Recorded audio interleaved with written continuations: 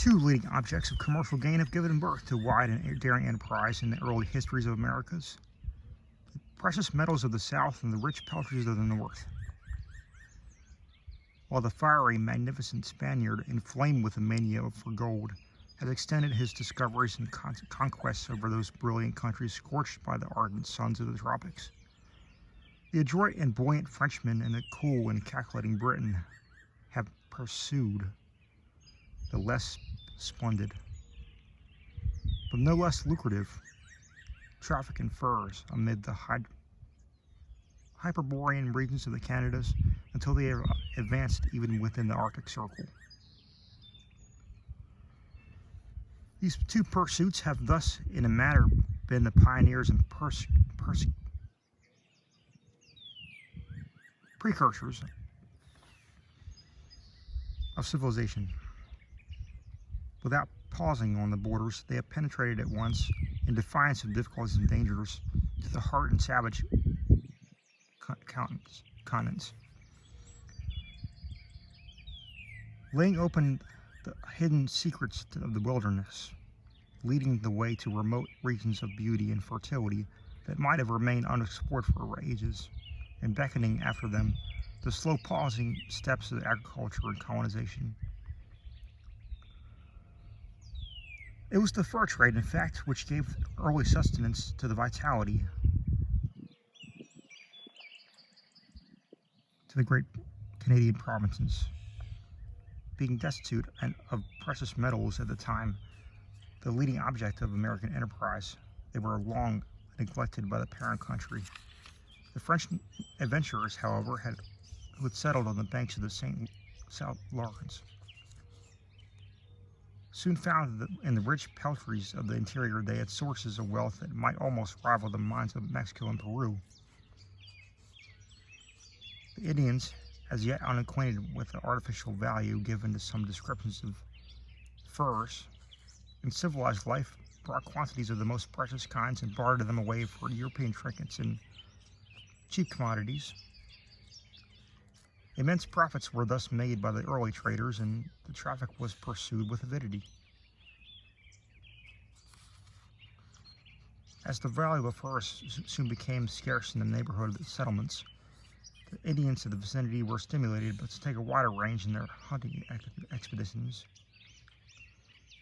They were generally accompanied on these expeditions by some of the traders of their dependents, who shared in the toils and perils of the chase, and at the same time made themselves acquainted with the best hunting and trapping grounds, and with the remote tribes whom they encouraged to bring their peltries to the settlements. In this way, the trade augmented and was drawn from remote quarters to Montreal.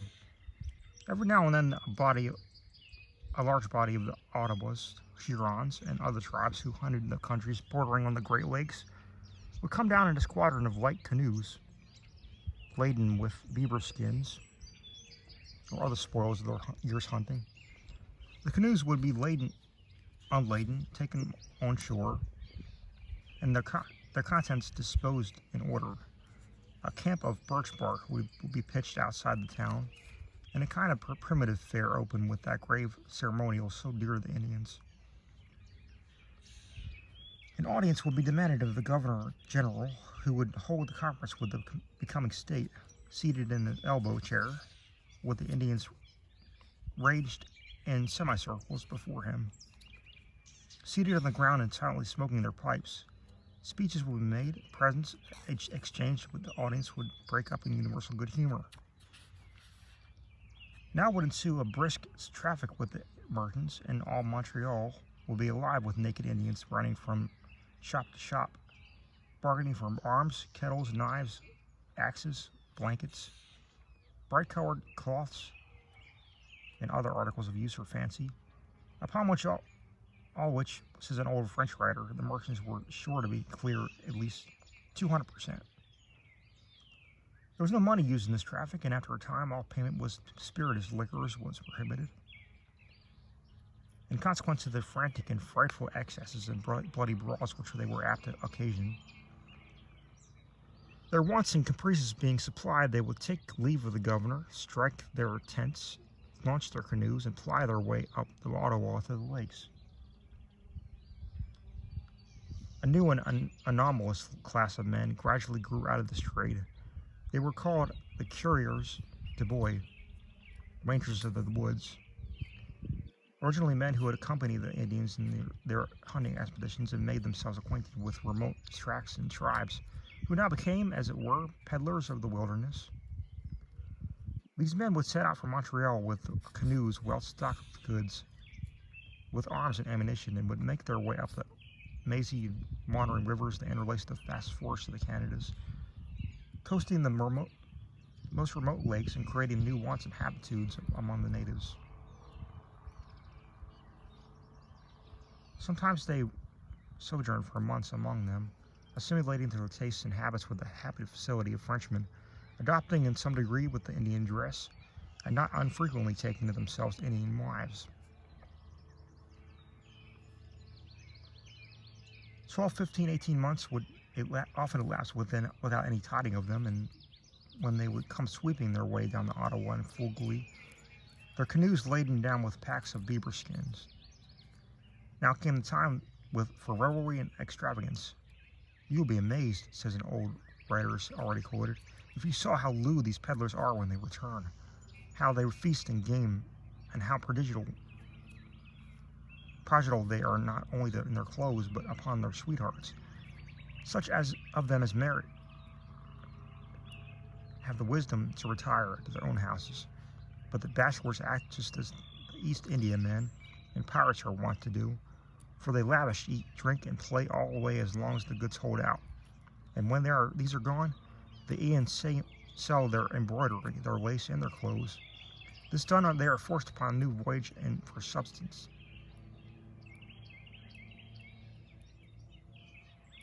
Many of these coureurs de bois became so accustomed to the Indian mode of living and the perfect freedom of the wilderness that they had lost all relish for civilization and identified themselves with the savages among whom they dwell, or could only be distinguished from them by superior licentiousness. Their conduct and example gradually corrupted the natives and impeded the works of the Catholic missionaries, who were at this time prosecuting the pious labors in the wilds of Canada. To check these abuses and to protect the pure fur trade from various irregularities practiced by these loose adventurers, an order was issued by the French government prohibiting all persons, on pain of death, from trading into the interior of the country without a license. These licenses were granted in writing by the Governor General, and at first were given only to persons of respectability, to gentlemen of broken fortunes, to old officers of the army who had families to provide for, or for their widows. Each license permitted the fitting out of the 2 large canoes with merchandise for the lakes, and no more than 25 licenses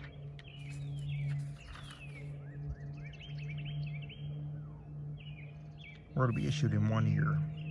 By degrees, however, private licenses were also granted and the number rapidly increased. To those who did not choose to fit out the expeditions themselves, were permitted to sell them to the merchants. These employed the coureurs de bois, or rangers of the woods, to undertake the long voyages on the shares, and thus the abuses of the old system were revived and continued. The following are terms on which the expeditions were commonly undertaken. The merchant holding the license would fit out the 2 canoes with 1,000 crowns worth of goods and put them under the conduct of 6 coureurs de bois, to whom the goods were charged at a rate of 15% above the ready money price in the colony. The coureurs de bois, in their turn, dealt so sharp with the savages that they generally returned at a profit of 700%. Insomuch that the 1,000 crowns invested produced 8,000. Of this extravagant profit, the merchant had the lion's share. In the first place, he would set aside 600 crowns for the cost of his license, then 1,000 crowns for the cost of the original merchandise. This would leave 6,400 crowns, for which he would take from 40% for bottomry, amounting to 2560 crowns. The residue would be equally divided among the 6 wood rangers, who would thus receive little more than 600 crowns for all their toils and perils.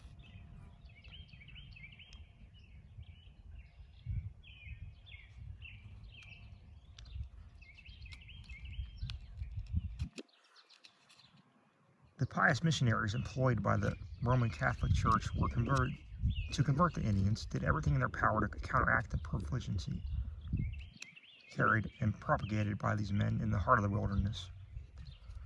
The Catholic chapel might also often be seen as planted beside the trading house, and in its spire surmounted by a cross, towering from the midst of an Indian village on the banks of a river or of a lake. The mission had often a beneficial effect on the simple sons of the forest, but had little power over the renegades from civilization.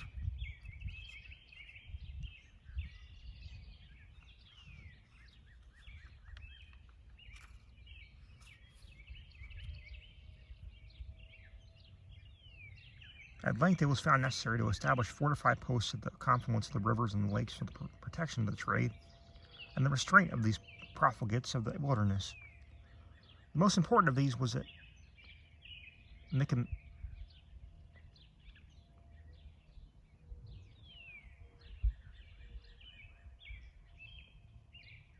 Michilimackinac, situated at the strait of the same name, which connects Lakes Huron and Michigan. It became the greater interior mart and place of deposit, and some of the regular merchants who prosecuted the trade in person, under their licenses, formed establishments here. This too was a rendezvous for the rangers of the woods, as well as those who came out with goods from Montreal, as those who returned with peltries from the interior. Here, new expeditions were fitted out and took their departure from Lake Michigan and Mississippi. Lake Superior in the northwest, and here the peltries brought in and returned were embarked for Montreal.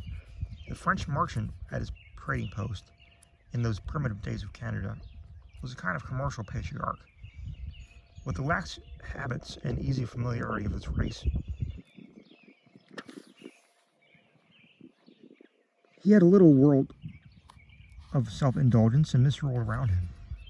He had his clerks, canoemen, and retainers of all kinds, and those with him on terms of perfect sociability, always calling him by his Christian name.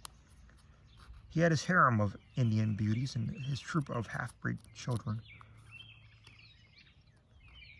Nor was there ever wanting a louting train of Indians, hanging about the establishments and eating, drinking at this expense in intervals of their hunting expeditions.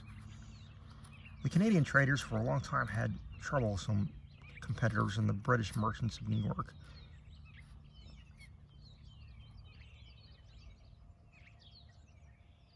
And who inveigled the Indian traders in the Coureur de Bois to their posts and traded with them on more favorable terms.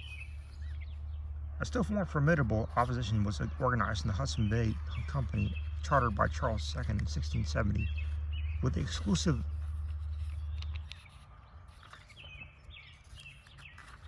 privilege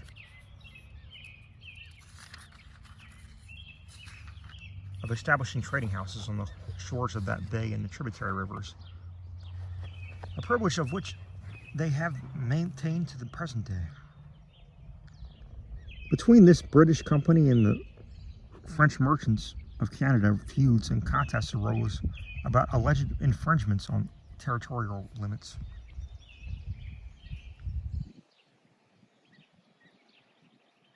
And their acts of violence and bloodshed occurred between their agents.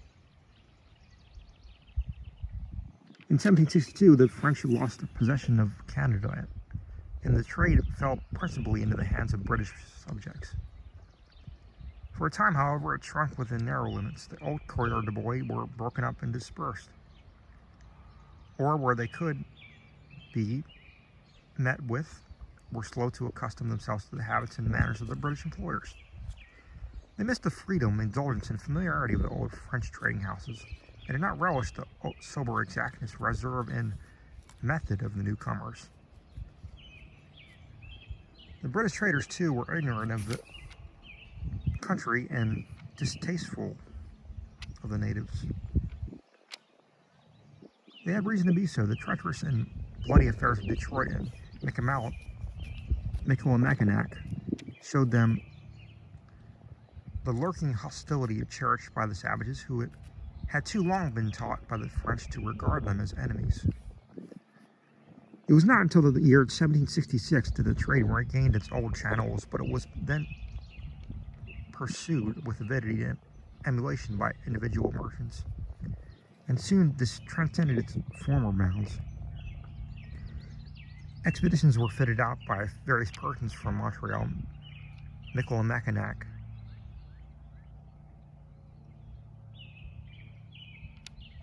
and rival ships of jealousies, of course, ensued. The trade was injured by their artifices to outbid and undermine each other. The Indians were debauched by the sale of spirituous liquors, which had been prohibited under the French rule. Scenes of drunkenness, brutality, and brawl were the consequence, and the Indian villagers and around the trading houses, while bloody feuds took place between rival trade company parties, when they happened to encounter each other in the lawless depths of the wilderness. To put an end to these sordid and ruinous contentions, several of the principal merchants of Montreal entered into a partnership in the winter of 1783, which was augmented by amalgamation with the rival company in 1787. This was created the famous quote-unquote Northwest Company,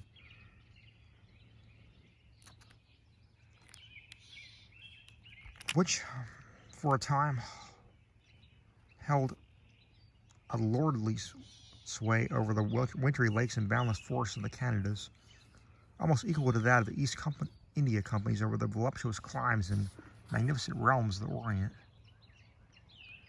The company consisted of 23 shareholders and partners, but held in its employ about 2,000 persons as clerks, guides, interpreters, and quote-unquote voyageurs, or boatmen. These were distributed as various trading posts, established far and wide on the interior lakes and rivers, at immense distances from each other, and in the heart of trackless countries and savage tribes. Several of the partners resided in Montreal and Quebec to manage the main concerns of the company. These were called agents and were personages of great weight and importance, and the other partners took their stations at the interior posts, where they remained throughout the winter to superintend this the intercourse with the various tribes of Indians. They were thence called wintering partners. The goods destined for this wide and wandering traffic were put up at the warehouses of the company in Montreal and conveyed in bateaux or boats and canoes up the river Ottawa.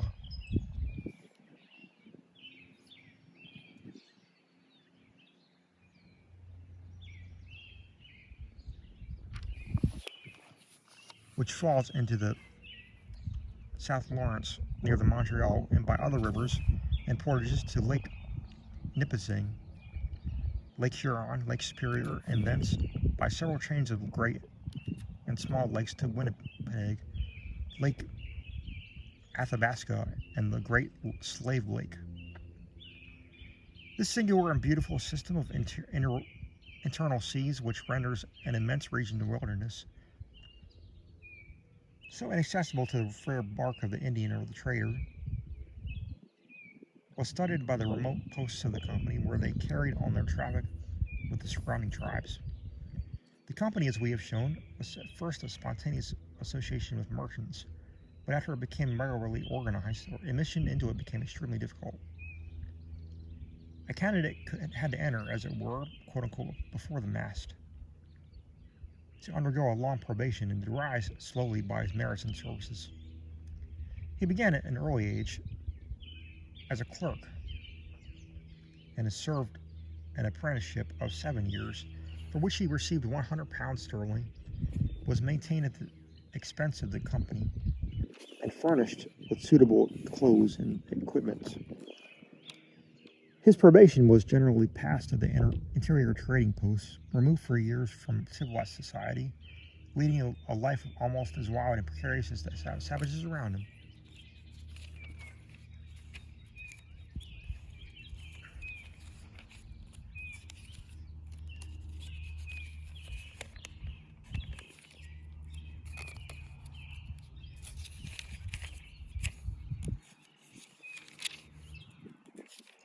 Exposed to the severities of a northern winter, often suffering from scarcity of food, and sometimes destitute for a long time of both bread and salt.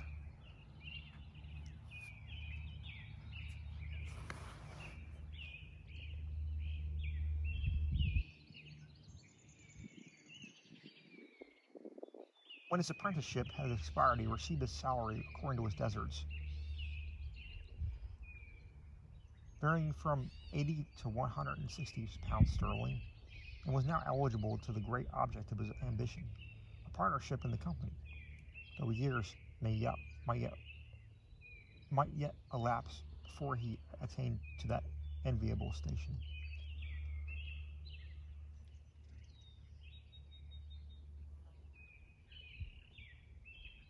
Most of the clerks were young men of good families from the Highlands of Scotland, characterized by the perseverance, thrift, and vitality of their country, and fitted by the native hardihood to encounter the rigorous climates of the north, and to endure the trials and privations of their lot, though it must not be concealed to the constitutions of many of them became impaired by the hardships of the wilderness, and their stomachs injured by occasional famishing, and especially by want of bread and salt. And now and then, in an interval of years, they were permitted to come down on a visit to the establishment in Montreal to recruit their health and to have a taste of civilized life, and these were brilliant spots in their existence. As to the principal partners or agents who resided in Montreal, Quebec, they formed a kind of commercial aristocracy, living in lordly and hospitable style. Their early associations with clerks at the remote trading posts and the pleasures, dangers, adventures, and mishaps which they shared together in their wild wood life had linked them heartily to each other, so that they formed a convivial fraternity. Few travelers that had visited Canada some 30 years since, in the days of the Mataviches and the McGilvrays, the Mackenzies, the Frobishers, and the other magnates of the Northwest, when the company was all in its glory.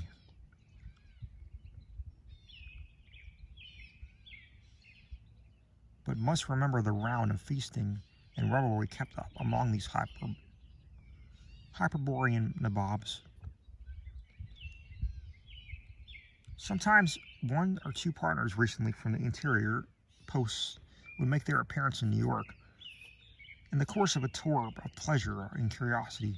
On these occasions, there was always a degree of magnificence in the purse about them, and the peculiar propensity to expenditure at the goldsmiths and jewelers for rings, chains, brooches, necklaces, jeweled watches, and other rich trinkets, partly for their own wear, and partly for presents to their female acquaintances. A gorgeous prodigality, such as was often to be noticed in former times in southern planters and West India Creoles, and would flush with the profits of their plantations. To behold the Northwest Company in all its state and grandeur, however, it was necessary to witness an annual gathering at the great interior place of conference. The established at Fort William, near what it is called the Great Grand Portage, on Lake Superior. Here, 2 or 3 of the leading partners from Montreal proceeded once a year to meet the partners from the various trading posts of the wilderness to discuss affairs of the company during the preceding year and to arrange plans for the future. On these occasions might be seen the change since the unceremonious times of the old French traders. Now the aristocratical character of the Briton shone forth magnificently, or rather the feudal spirit of the Highlander. Every partner who had charge of an interior post, and a score of retainers at his command, felt like the chieftain of a Highland clan, and was almost as important in the eyes of his dependents as of himself. To him, a visit to the Grand Conference at Fort William was a most important event, and he had prepared there as to a meeting of the Parliament. The partners from Montreal, however, were the lords of the ascendant. Coming from the midst of luxurious and ostentatious life, they quite eclipsed their compeers from the woods, whose forms and faces had been battered and hardened by hard living and hard service, and whose garments and equipments were all the worse for wear. Indeed, the partners from below would consider the whole dignity of the company as represented in their persons and conduct themselves in suitable style. They ascended the rivers in great state, like sovereigns making a progress, or rather, like Highlands, chieftains navigating their subject lates.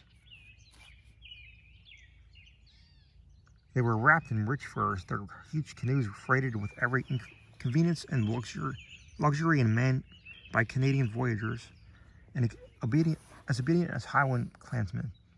They carried up with them cooks and bakers, together with delicacies of every kind, and abundance of choice wines for the banquets which attended this great convocation. Happy were they, too, if they could meet with some distinguished stranger, above all some titled member of British nobility, to accompany them on the stately occasion and grace their high solemnities.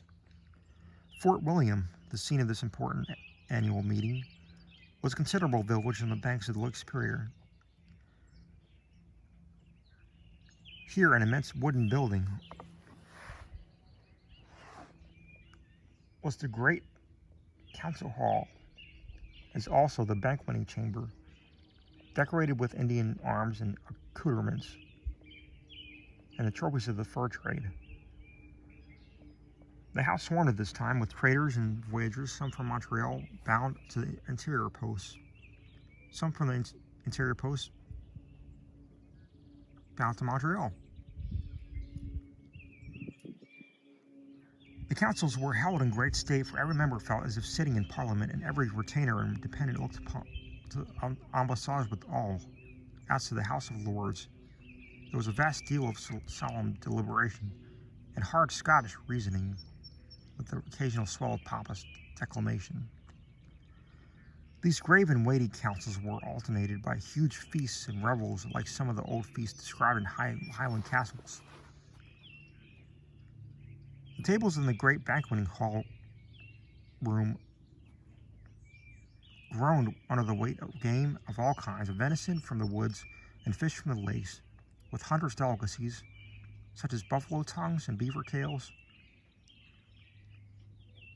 and various luxuries from Montreal, all served up by experienced cooks who brought for the purpose. There was no stint of generous wine, for it was a hard drinking period.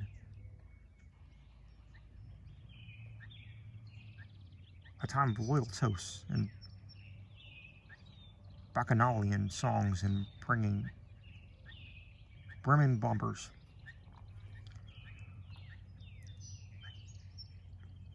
While the chiefs thus revelled in hall and made the rafters resound with bursts of loyalty, and all with Scottish songs chanted in voices cracked and sharpened by the northern blast,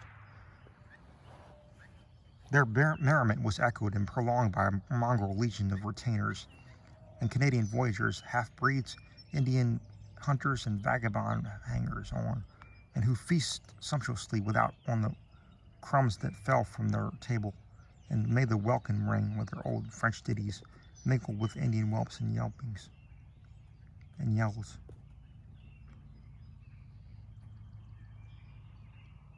Such was the Northwest Company in its powerful and prosperous days, when it held a kind of feudal sway over a vast domain of lake and forest.